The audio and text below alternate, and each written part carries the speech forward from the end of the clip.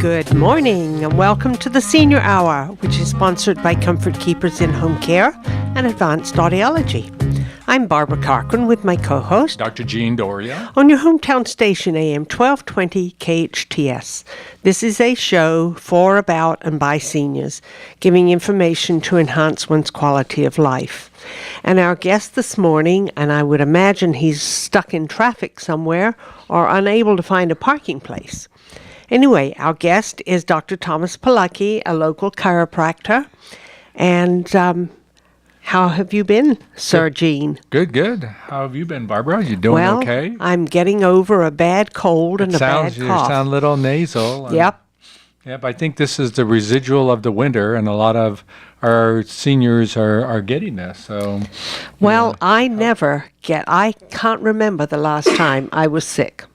Absolutely cannot, other than going through that cancer bout 5 years ago. Wow. I don't get sick. And this really snuck up on me and caught me dead. Oh. And I think we've alluded, at least for myself, for 3 to 4 months, I was sick during the wintertime. And like many doctors and nurses and people who work over at the hospital and even in the community, many of us had this thing last for the whole winter. And, I had a cough and, I was just not feeling good the whole time. It just stuck with me. But, when the weather changed, I was able to, get back up and the cough cleared and I'm running and I'm doing my exercises again. So I feel a lot better. Good. And then you get you get sick. So, and, I think, for many of us, it's a type of infection that will last a short period of time. But, when the weather changes, it helps get rid of it. But, for you to get this, and like others are getting it as well in our community, I'm not surprised. But many of the people who, like you, had not been afflicted earlier like we were, I think yours is going to probably go away and slide to the end here, whereas ours just kept going and going for months and months. And so it was terrible. I mean, I think certainly I've seen my senior patients get improve and get better, and I'm thankful for that. Well, Russ and I had to miss an Easter family reunion potluck dinner on Sunday, which really upset me because all of the kids were there, all of the grandkids, even some of the parents and the grandparents and the great-grandkids. And I'm thinking, oh no, but I couldn't see myself going there and putting all those people in jeopardy and possibly making myself worse. Yeah. But, there is Skype, or FaceTime. Did you do that? I don't know how to do that. Oh, Barb, that is one of those ways that, technology has helped our seniors be someplace when they don't have to travel, but be with family and still enjoy a event or a holiday without having, even though they might expose others, they don't have to do that. Well, I don't know. I'm not technologically savvy. I don't even tweet. I don't even know what a tweet is. Nor do I, and I'm not on Facebook either. Well, I have a Facebook page, but the only time I go on it is if someone emails me that something's on Facebook. Yeah. That's the only time I go there. And my kids kind of convinced me I had to do that. I'm always afraid that I'm going to, I do feel, with what I do, that my time is limited. And I have to pick and choose where I'm going to put my little bit of extra time. And, I'm always afraid that I'm going to be putting time into Facebook that just is, being a little bit obsessive compulsive. I just don't want to, slide in that direction where I'm spending time doing that and not doing things that are more worthy myself or Robin or our community. So, I'm staying away from Facebook and tweeting and doing those extracurricular things and just trying to stay with, spending the time. And, there's just a limited amount of time in a day. Doesn't it seem like that? Yes, it does. And so many people will say to me, didn't you get my email? I sent it to you yesterday. Well, I look at my email once a day. And if someone sent me a message yesterday and I got it today, and I'm supposed to do something today, I haven't looked at my email today. Mm-hmm. It's not a big part of my life. Yeah. Because I realize if I get into it, I can spend my whole day doing that. Yeah. And a lot of people do. Well, no, there was a statistic on, somewhere on television and the news and talking about how people are preoccupied with their cell phones, especially the kids, and that they're checking their cell phones, and it was an exorbitant number of times per day. I mean, it wasn't like 12 or 1, it was like 200 or Yes. 500 or some crazy amount. And I can't do that. I don't, I think you have to live life. And when you're living life through your cell phone, that to me is problematic.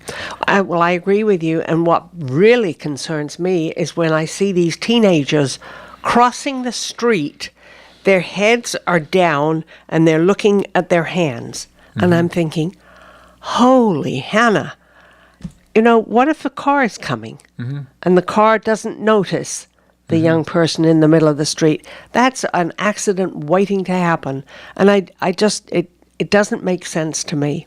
And it's interesting because whenever we're with family and we're out eating, which we were a couple of weekends ago, my grandkids know that if I see that cell phone, I'm going to take it away because we're there to eat, we're there to communicate with each other, talk to each other, not talk to a piece of metal that's in your hand. And they know that. And so they don't. That's good. You do have to, when you walk in the door, you kind of should have a little basket to collect all the electronics so that people, will, come in and interact and, have those relationships that we have as family. And it's so very important. So very important. And but my kids and grandkids and great-grandkids, they all know. Yeah. No cell phone while Nanny's around. And statistically, speaking of pedestrians, statistically around the United States, our listeners probably already know that the number of pedestrians who have been injured and hurt from auto on pedestrian has increased markedly. And the reason is because people are doing exactly what you said, Barb. They're looking at their cell phone, their electronics, and they're totally into that. And, hey, that's okay, but, not when you're out in the street and not when you're, there's traffic and things that could cause problems. You've seen the pictures of people walking and they fall into a water fountain. They're on at a train station and they walk off the edge of the platform. I mean, these things are happening. It's, to me, we're supposed to understand, be able to juggle and do two things at one time. But, there are individuals out there who can't do that can do one thing. And if you're one of those people, you better, if you're walking and you're in an area that might be hazardous, you better pay attention. You better put that cell phone down and make sure you're safe. I agree completely. And unfortunately, the young kids now spend, I would say, other than the time they're sleeping or in school, and even in school, I think they use them. If my kids, when my kids went to school and they had a cell phone, I'd make them leave the cell phone at home. Mm-hmm. Yeah, that's actually a good idea. But, a lot of parents feel, their kids need to be tethered in some way.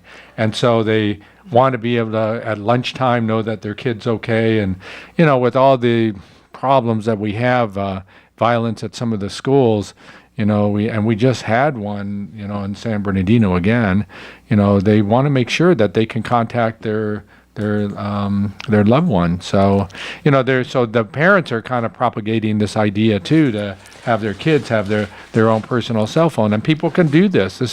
And it is okay. I think we just have to, as a society, look at all the technology that is there and use it to our advantage. And to our advantage is, yes, communicating, that's fine, but to use it as a learning tool, I think that's the most important thing that we could do. Absolutely. Absolutely. Well, let's get off cell phones, shall we? Yeah, and talk about our seniors, because our seniors, surprisingly, when you go over to the senior center, lots of the seniors have cell phones, and they're on their iPads, and they're taking pictures, and it used to be a few years ago that seniors weren't into this at all, and now even my 90-year-olds are using cell phones, and it's great. Well, I think also it's great for our seniors to be computer literate. Absolutely. Also. I think it's critical. And I'm not computer literate as far as, doing all kinds of things with it, but I do get messages on email. I can send messages, and I've even been able to do some research, which is very interesting. And Ancestry.com. This is great stuff. And, our listeners, they're using radio to hear us on this show, but there are others who are going to be, this is real time right now as we're recording this, but others will listen to us tonight or maybe in a few months even to this show. And, because it's recorded and people can use their devices and hear us at a different time, which is great. But, for many of our listeners who are listening right now in this real time, for them to use a computer and learn how to use the computer is invaluable for this day and age. Like banking, for instance. I mean, I just think it's great. You don't even have to go to the bank anymore unless you want to pick up some money, but you can go to an ATM. Or a lot of stuff is now electronically. You pay for things electronically, not just with a credit card, but you can do it with your iPad or your cell phone. I mean, this is good stuff. So if you can have money directly put in, you can have money directly taken out. You can have your statement right in front of you. You can see if somebody has just ripped your account off. And I think that's an important aspect of the computer technology that is out there for our seniors that some of them don't understand. No, that's very true.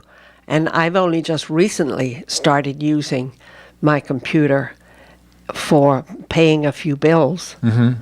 And I've hesitated for so long because I think, wow, what if somebody gets into this? Yeah, it is a fear, even more so every day. What if somebody hacks into it and they could wipe me out? It wouldn't be hard to do. Well, I do think there are safeguards. There are security companies that are out there that you can, download and get. They'll set up firewalls and things like that, security walls to block people from getting in. One. Secondly, for those who are a little bit computer literate, as you get on your email, you have to use certain codes or passwords to be able to get on. And, using those passwords, it makes, you change those passwords. You don't, keep them. The bad part is trying to keep everything straight and trying to remember them. That's it's a tough thing, and you don't want it to be a grandchild's name all the time, because they're going to pick that up. Your mother's maiden name, they're going to pick that up. Your birth date, they're going to pick that up. So those are easy things for people who might want to break into your account to use, to thinking that you're going to be using that as a password. Plus, they got these machines that in a matter of a minute can go through every single word in every dictionary in the world. Well, that's true. So, but there's combination of things that they're going to have trouble with, and that could take days. But changing your password, I think, is a key way of blocking and defending your accounts. When you're online, I think it's important that we have the fear, but I'll tell you, Barb, it's a technology to have computers and use it for our banking and our paying of bills and making airline reservations and all this stuff, and then communicating. For seniors who are just using the radio and listening to our show, get to the senior center, because we have computer classes there that will make a huge difference in how you live life. Well, lots of things go on at the senior center other than just computer classes. And I'm sure since you're friendly with Robin Clow, volunteer coordinator over there, you keep abreast of what's going on there. Absolutely. And all kinds of things are occurring at our senior center. And, I'm on the advisory council there also. There is a general board of directors, and they're now leading us into beyond the 21st century, where we will have a new senior center. And most of where right now the senior center, for those of you who don't know, is in New Hall, and it's on Market Street, and it's near Hart Park. And if you go over there now, one of the singular unique parts about our senior center is if you go into the back parking lot, you can look up on the hill, which is part of Hart Park, and see buffalo grazing there. And they'll sometimes come down and snort at you. Yes, I know. I've seen that. It's absolutely incredible. And they're not afraid of you either. No. It's their territory, not ours. That's right. Get this fence out of the way. But yeah, the senior center has a lot of activities, but they're going to be raising funds. And their campaign will start soon, and hopefully in a few months we'll be, digging, the area out so that we can start building. But the new location will be over on New Hall Ranch Road, and New Hall Ranch Road, as you know, is a crosstown connector. And now you got to visualize this, because crosstown connector goes from the 5 freeway to the 14 freeway. But as it does that, it makes it's going eastbound, and then it cuts over to the 14. And in that turn near the Memorial Bridge, up on the plateau there is where the senior center will be. It's pretty much located in the middle of town, so access to for our seniors will be great for them. So we're looking to building that out. It's a more modern, it's a newer place. There'll be more ability for the senior center to give services to our seniors there. And right now we're in New Hall, and they're doing a great job, because they do have all these programs, but we have to keep that open, and we have to then also keep the new one, raising those funds to get it together to be able to keep those services going for our seniors in Santa Clarita. And our senior population, Barb, is about 21% of the population, and probably still growing. I know. I think it is too, because seniors today take better care of themselves. They eat more nutritiously. They exercise. I mean, you see seniors walking every day. In the area where I live, across from Friendly Valley, the seniors are walking all over the place, and we have a lot of hills where I live, and walking up some of those hills is really rough sometimes. But they're out there, and they're walking, and they're taking good care of themselves, and that's why they're living longer. Yep, and they're not only living longer, but they're having quality of life. That's correct. As well, and that's the important part of staying alive. Who wants to be in a nursing home, shriveled up and in a fetal position and with the tubes here and there? That's not quality of life. No, and our seniors are fully aware of that, and medical technology has helped allow seniors to survive, but hand in hand with that has to be the quality of life issue. And in my discussions with my senior patients, you certainly don't want to be debilitated and not living the life that you want. And you have to get that information out to make sure that your family and your doctor and everybody else knows Absolutely. what your wishes are. Absolutely. And I think we need to take a break. I'm Barbara Cochran with my co-host, Dr. Jean Dorio, on your hometown station AM 1220 KHTS.